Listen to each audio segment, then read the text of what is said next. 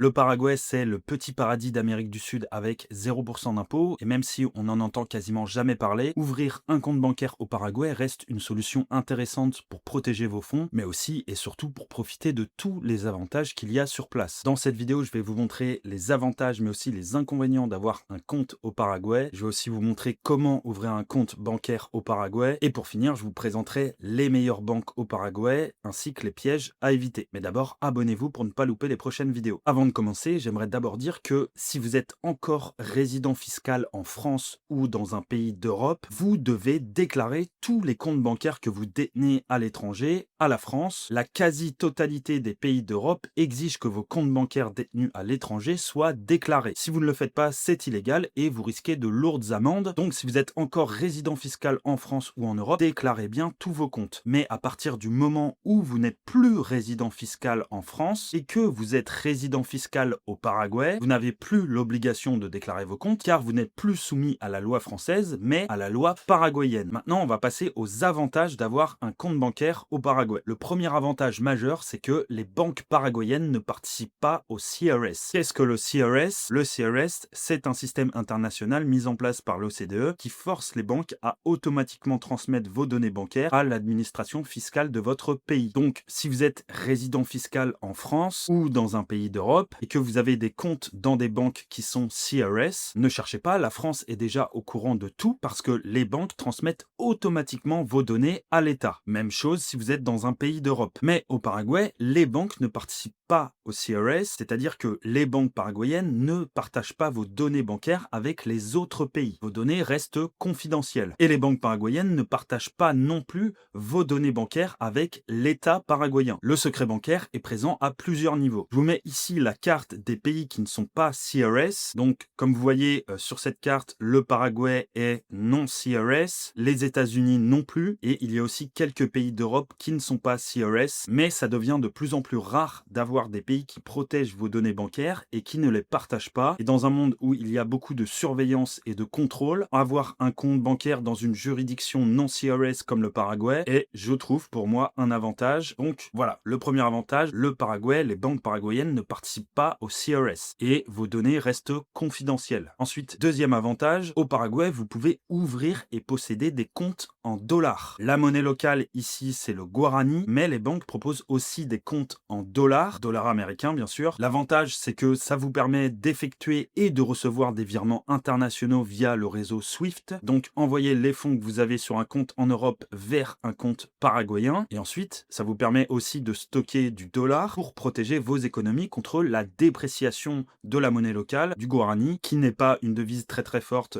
par rapport au dollar ou à l'euro. Donc voilà, au Paraguay, vous pouvez avoir un compte en dollars et stocker du dollar, mais vous pouvez aussi avoir un compte en guarani. L'idéal, c'est d'avoir les deux. Et aussi, ça vous permet d'avoir une carte de crédit Visa ou Mastercard. Je dis bien carte de crédit, pas de débit, mais ça, on va en parler juste après. Donc, deuxième avantage, compte en dollars. Troisième avantage, le pays en lui-même. Le Paraguay est un pays politiquement stable et avec une bonne croissance économique. Et cela a un impact direct sur les banques. Au niveau de la solidité bancaire, selon le Fonds monétaire international, le système bancaire du Paraguay est stable et solvable. C'est ce qu'ils ont déclaré. Et vous avez aussi d'autres sources très sérieuses qui ont confirmé que le système bancaire paraguayen se portait bien, que les banques paraguayennes se portaient bien. Selon Moody's, la deuxième plus grosse agence de notation financière du monde située aux États-Unis, avec 5000 employés et 6 milliards de dollars de chiffre d'affaires, les banques paraguayennes font partie des meilleures banques de la région, c'est-à-dire des meilleures banques d'Amérique du Sud, avec une perspective positive. Alors bien sûr, il y a des risques et des inconvénients, on va en parler juste après. Dans les années 90, le Paraguay a traversé une grave crise financière, plusieurs banques ont fait faillite, mais aujourd'hui c'est différent. La Banque centrale du Paraguay a instauré un cadre réglementaire pour justement éviter les risques de faillite. Les banques paraguayennes affichent des ratios de solvabilité très élevés et la croissance économique du Paraguay fait que les banques évoluent dans un environnement beaucoup plus sain et beaucoup plus prévisible. Alors il y a des risques, c'est sûr, le risque zéro n'existe pas dans aucun pays d'ailleurs, même aux États-Unis, il y a eu des banques qui ont fait faillite. Rappelez-vous, Lehman Brothers en 2008, etc. Et en 2023, il y a aussi 3 grosses banques américaines qui ont fait faillite, qui détenait 523 milliards de dollars d'actifs. Les trois ont fait faillite. Donc voilà, même si les banques paraguayennes restent solides et bien notées, prudence, c'est toujours mieux de ne pas placer l'intégralité de vos fonds dans un seul pays ou dans une seule banque. Le quatrième avantage, c'est que vous allez pouvoir profiter des cashbacks. Qu'est-ce que c'est les cashbacks? Eh bien, ce sont tout simplement des remboursements automatiques sur certains de vos achats ici au Paraguay. Typiquement, une fois que vous possédez une carte de crédit, pas de débit, une carte de crédit dans une banque paraguayenne, vous allez pouvoir profiter des remboursements automatiques sur certains de vos achats. Ça peut aller jusqu'à 40% de remboursement sur vos courses au supermarché, jusqu'à 30% de remboursement dans certains restaurants et jusqu'à 50% de remboursement sur vos pleins d'essence. Alors bien sûr, ça dépend des banques. Toutes les cartes de crédit n'offrent pas les mêmes avantages et pas les mêmes pourcentages de remboursement et n'offrent pas non plus des remboursements dans les mêmes endroits. Les banques communiquent généralement les lieux dans lesquels il y a des cashbacks, mais ça reste quand même très intéressant si vous vivez au Paraguay parce que grâce à ce système de remboursement de cashback, vous allez pouvoir réduire vos dépenses et au quotidien, c'est très avantageux. Par contre, comme je vous l'ai dit, vous allez devoir posséder une carte de crédit. Rassurez-vous, je vais vous montrer comment en obtenir une juste après. Et pour finir, cinquième avantage, déposer du cash. Au Paraguay, vous pouvez vous rendre dans plusieurs banques avec du cash, des espèces si vous préférez, et tout simplement les déposer au guichet automatique de la banque, à l'ATM. C'est très facile. Vous allez à la banque pour déposer du dollar ou du guarani. Il vous suffit de glisser votre liasse de billets dans la machine et le montant apparaîtra sur votre application bancaire quelques secondes après le dépôt. Dans certaines banques, la limite de dépôt maximale est de 10 000 dollars. Je dis bien dans certaines banques, pas toutes. Au-delà de 10 000 dollars, la banque vous demandera des justificatifs pour prouver l'origine des fonds. C'est la loi. Et ce seuil s'applique par compte et par personne. Maintenant, ça reste quand même très intéressant parce qu'ici, le cash est très présent. Il fait partie de la vie quotidienne. Donc, vous en aurez forcément besoin pour faire vos achats ou pour payer des services. Maintenant, on va passer aux inconvénients parce qu'il y en a plusieurs et vous devez absolument les connaître pour pouvoir éviter les mauvaises surprises. Le premier inconvénient pour moi, eh bien, c'est l'ouverture d'un compte bancaire. Alors, ça peut paraître étrange, mais il faut savoir qu'ici, les banques proposent principalement trois types de comptes. Les comptes basiques, les comptes épargne et les comptes courants. Et dans la plupart des banques, pour pouvoir ouvrir un compte, vous devez déjà avoir votre carte de résident. Et ensuite, pour pouvoir ouvrir un compte, les banques vous demanderont plusieurs justificatifs. Généralement, elles exigent votre carte d'identité paraguayenne, votre cédula, 3 à 6 mois de déclaration au Paraguay, ça dépend des banques, des preuves de revenus réguliers, bulletin de salaire, relevé bancaire d'une autre banque, ça dépend aussi des banques, et parfois même une lettre de recommandation d'un client existant ou d'un partenaire de la banque. Les conditions varient selon les banques, certaines ont des conditions beaucoup plus strictes et des vérifications beaucoup plus longues, mais dans l'ensemble, si vous voulez obtenir un compte en dollars avec une carte de crédit et avec la possibilité de faire des virements internationaux via le réseau SWIFT, vous allez devoir vous plier aux conditions qu'exigent les banques. Et malheureusement, parfois, les banques peuvent tout simplement refuser votre demande et vous dire simplement: désolé, nous ne pouvons pas ouvrir de compte pour vous. Au revoir. C'est arrivé à beaucoup d'expatriés ici sur place. Il y a énormément d'expatriés qui ont tenté d'ouvrir des comptes dans des banques et la banque a refusé leur demande sans aucune justification. C'est pour cette raison qu'avec mes partenaires paraguayens, on vous accompagne à devenir résident fiscal au Paraguay, mais on vous accompagne aussi sur la partie bancaire pour pouvoir ouvrir des comptes plus facilement. Alors bien sûr, il y a certaines banques comme Ueno par exemple qui proposent des comptes basiques avec une petite carte de débit, mais les options restent très limitées et la réalité c'est que si vous voulez accéder à des services beaucoup plus avancés dans les banques, vous allez devoir être patient, vous plier aux conditions de la banque ou, comme avec notre agence, faire jouer vos contacts sur place pour augmenter vos chances de voir votre demande acceptée. Ensuite, deuxième inconvénient, c'est la garantie des fonds. C'est simple, la garantie de vos fonds est de 25 000 à 30 000 dollars par banque, soit environ 200 millions de guarani. Donc, si votre banque fait faillite au Paraguay, vous ne serez indemnisé que dans cette limite. Et tout ce qui dépasse ce montant sera perdu. En France, les grosses banques garantissent jusqu'à 100 000 euros sur vos fonds et aux États-Unis, cela va jusqu'à 250 000 dollars. Mais au Paraguay, la garantie est beaucoup plus faible,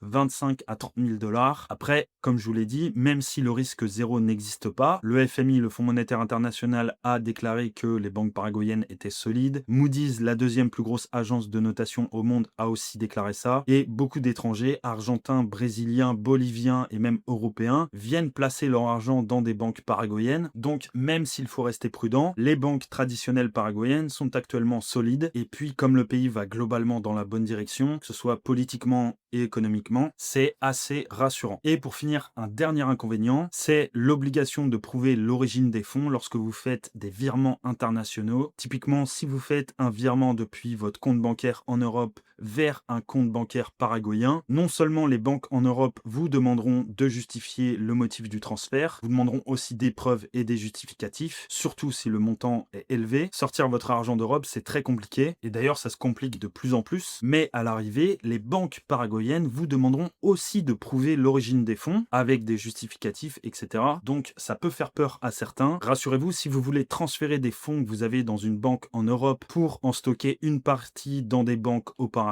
il y a des solutions. Vous pouvez déjà utiliser des sociétés spécialisées dans les transferts internationaux. Je pense notamment à Paysend, Remitly, Western Union ou même World Remit. Il y a plein de solutions, j'en oublie sûrement, mais l'avantage de ces sociétés de transferts internationaux, c'est que déjà ça vous permet de transférer les fonds que vous avez sur un compte en Europe directement sur un compte bancaire paraguayen, mais vous pouvez aussi retirer du cash dans les agences partenaires de ces sociétés, comme par exemple Maxi Cambios ici au Paraguay. Il y a aussi des agences Western Union au Paraguay, donc ça peut être l'une des solutions. Vous pouvez aussi convertir les fonds que vous avez sur votre compte en Europe en crypto-monnaie et ensuite venir au Paraguay, retirer vos gains crypto contre du cash, donc contre du guarani ou du dollar, et ensuite redéposer ce cash à la banque. C'est aussi l'une des solutions. Et pour finir, vous pouvez aussi utiliser des fintech ou des néobanques en ligne qui peuvent servir d'intermédiaire entre l'Europe et le Paraguay. Et là, il y a plein de solutions. Uglycash, Meru, Zenus Bank, FV Bank, Graberfi, Utopia, Nubank, First Finance, même s'il est vrai que sur certaines opérations, les néobanques demandent aussi des justificatifs pour prouver l'origine des fonds. Donc, c'est à vous de voir quelle solution est la mieux adaptée. Donc, j'ai fait le tour des avantages et des inconvénients d'avoir un compte bancaire au Paraguay. Maintenant, avoir un compte au Paraguay, ce n'est pas forcément fait pour tout le monde. C'est très utile pour ceux qui vivent à l'année au Paraguay parce que vous allez pouvoir profiter de tous les avantages qu'il y a sur place et des cashbacks et des remboursements automatiques. Ça peut être aussi très utile pour quelqu'un qui cherche à diversifier son capital, mais c'est surtout très utile pour ceux qui cherchent à placer leur argent dans des comptes offshore et avec le secret bancaire, une chose qui est de plus en plus rare. Maintenant, comment ouvrir un compte bancaire au Paraguay? Et là, je ne vous parle pas d'un simple compte Ueno en Guarani avec une petite carte de débit. Non, je vous parle d'ouvrir un vrai compte bancaire en dollars avec une carte de crédit, pas de débit, et avec la possibilité de faire des virements internationaux. Alors, comme je vous l'ai dit, pour pouvoir ouvrir un vrai compte bancaire traditionnel, il y a plusieurs conditions. Au niveau des documents à fournir, la plupart des banques vous demanderont votre cédula, donc votre carte d'identité paraguayenne, des preuves de revenus, salaire, virement d'une autre banque, solde d'une autre banque, 3 à 6 mois de déclaration fiscale au Paraguay, c'est obligatoire, parfois un justificatif de domicile et parfois une lettre de recommandation d'un client ou d'un contact dans une agence. Les conditions varient selon les banques. Certaines banques ne vont vous demander que 3 mois de déclaration fiscale au Paraguay et votre cédula, bien sûr, comme justificatif. D'autres banques vous demanderont beaucoup plus de justificatifs, certaines 6 mois de déclaration fiscale, d'autres 2 ans de déclaration fiscale avec des preuves de revenus étrangers, etc. Cela dépend des banques, cela dépend des agences aussi, parce que les conditions peuvent varier selon le banquier que vous avez en face de vous. Moi, la première fois que je suis arrivé au Paraguay, il y a un banquier dans une des agences ici d'une banque qui m'a demandé 2 ans de déclaration fiscale. Donc voilà, vous ne serez pas traité de la même manière en fonction des banques et en fonction des agences. Donc sur le papier, ça peut sembler compliqué, c'est vrai. Maintenant, la réalité, c'est que vous êtes au Paraguay. Et ici, c'est un peu comme au Panama, tout fonctionne par relation. C'est-à-dire que si vous avez des contacts dans des banques, un comptable de confiance avec lequel vous pouvez vous arranger, ou encore que vous vous faites accompagner par des agences comme la nôtre qui disposent de contacts dans plusieurs banques traditionnelles, alors l'ouverture d'un compte bancaire en dollars,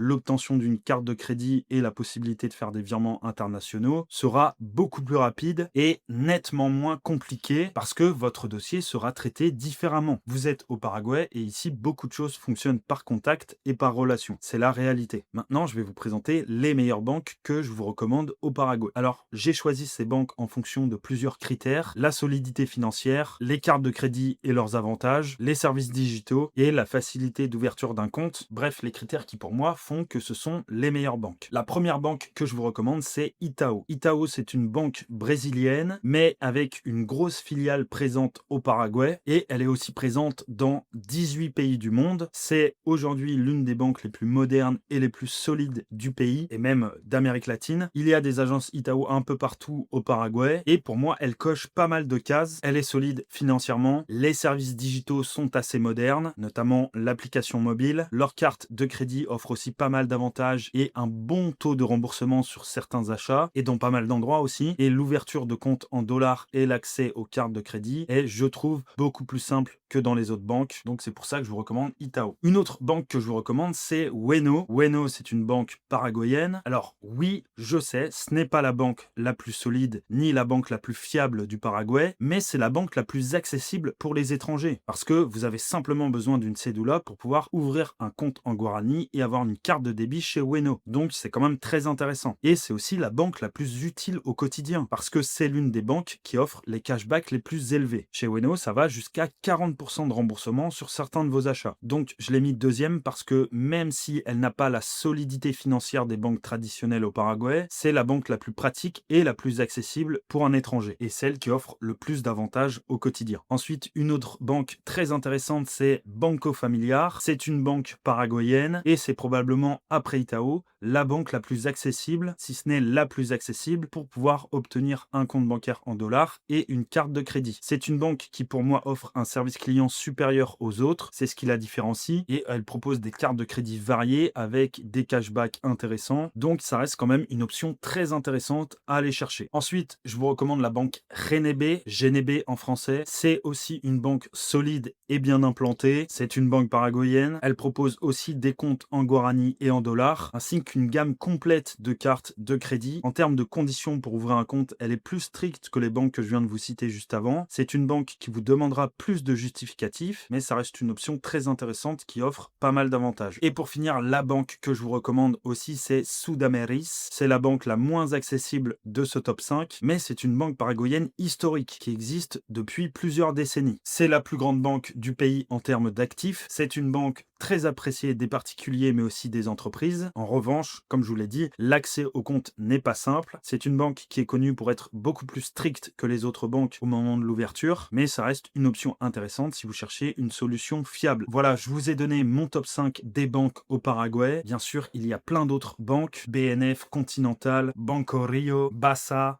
Bancop, mais elles ne sont pas aussi intéressantes que les 5 premières que je viens de vous recommander et pas forcément indispensables. Voilà, si vous avez aimé la vidéo, mettez un like et un commentaire et abonnez-vous pour ne pas louper les prochaines vidéos. Et pour ceux qui souhaitent devenir résident fiscal au Paraguay et payer 0% d'impôt, cliquez sur le premier lien dans la description et avec mes partenaires paraguayens, on prendra en charge votre demande de résidence fiscale ici au Paraguay. Et moi je vous dis à très vite pour une prochaine vidéo. Hasta luego.